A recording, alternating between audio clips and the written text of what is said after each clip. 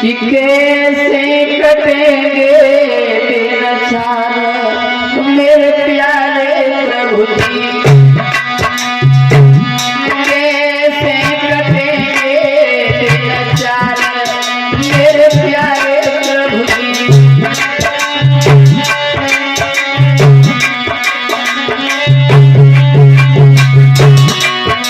अरे 4 दिन भैया रे भूख को हाहाकार मचाई,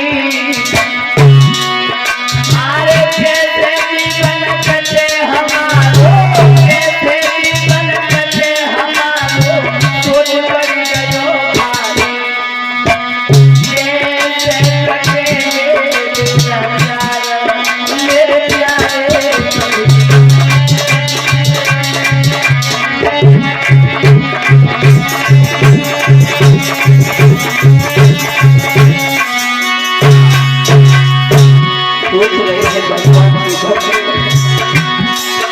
अरे थोड़े दिन के बाद भूख ने सीधी चलाई, अरे कुटिया मैया माता पिता की कैसी प्रीत निभाई।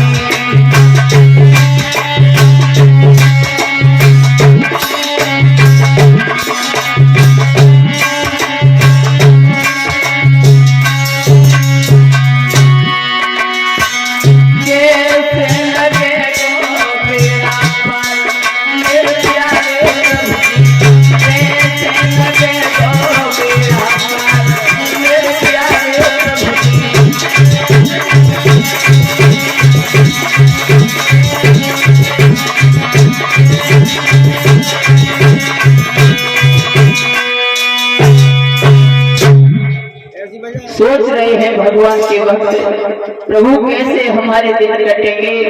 अभी तो ऐसे 2-4 दिन हुए हैं और ऐसा प्रजा के साथ में बर्ताव हो रहा है।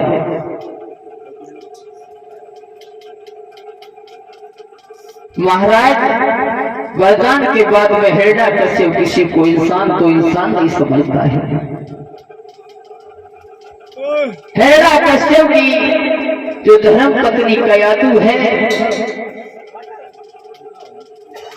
भगवान की थोड़ी सी भक्तिन है, लेकिन जब स्वामी इतना दुराचारी हो तो महाराज कैसे भक्ति करेगी, वो करेगी तो वो करने नहीं देगा। दोनों हाथ उठा उठा के कहता है कि मेरे राज्य में वही होगा वही जो हम चाहेंगे।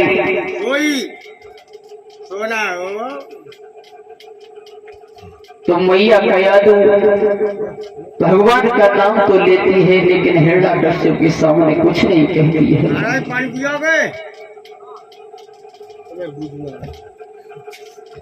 बड़े परेशान हैं। इधर भगवान नारायण ने देखा है कि अगर हिरण्यकश्यप के घर में बेटे का जन्म हुआ और इसके घर पे हुआ तो इसके दुराचारी जैसा ही बेटा पैदा होगा।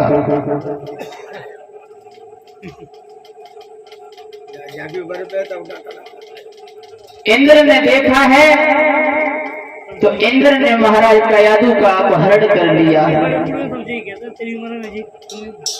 हिरण्यकश्यप की पत्नी जो कयादु थी, इंद्र उसे उठा के ले जाता रहा। जब कयादु को लेके जा रहा था तो रास्ते में बाबा नारद से भेंट हो गई। और जब भेंट हुई है तो बाबा नारद बोले हैं, हे इंद्र ये तुम क्या कर रहे हो? अरे देवता होकर के एक स्त्री का अपहरण करके लेके आए हो, ये तुम्हें शोभा नहीं देता है। और बोले हैं बाबा नारद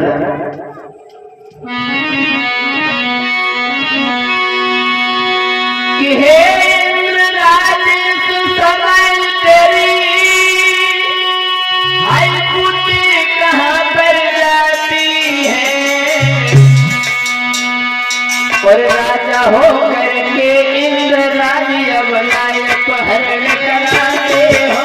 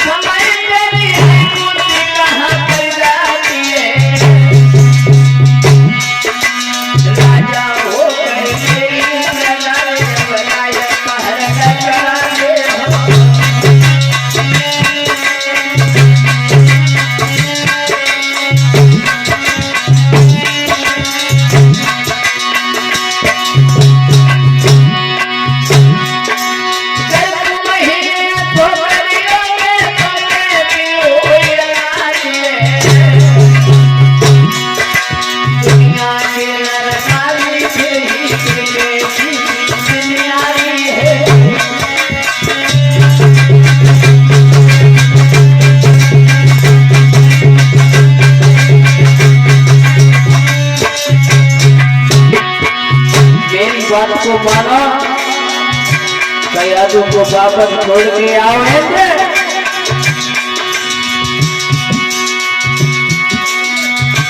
कोई सुने नारद की बात भिखारू राजा लौटे,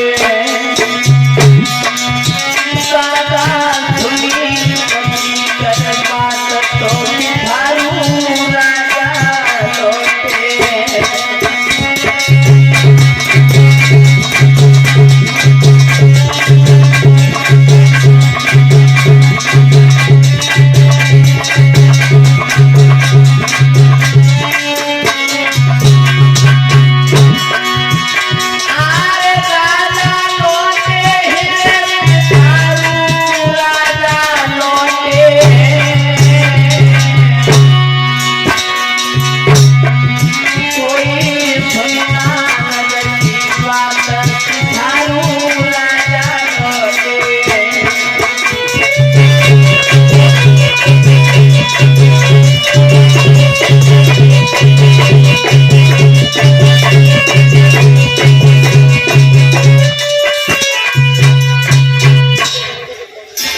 जब बाबा नारद ने समझाया है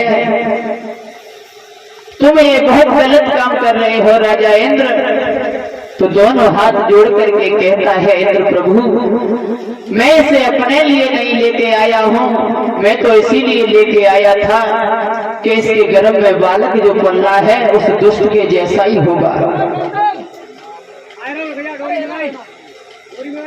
तो बाबा नारद कहने लगे हैं महाराज अगर तुम इसे यहीं से ले जाओगे तो भगवान को आने में बहुत देरी हो जाएगी, इसे वापस लेके जाओ तो तुम्हारा कोई फर्ज नहीं बनता है जो तुम अबला को अपहरण करके ले जाओ।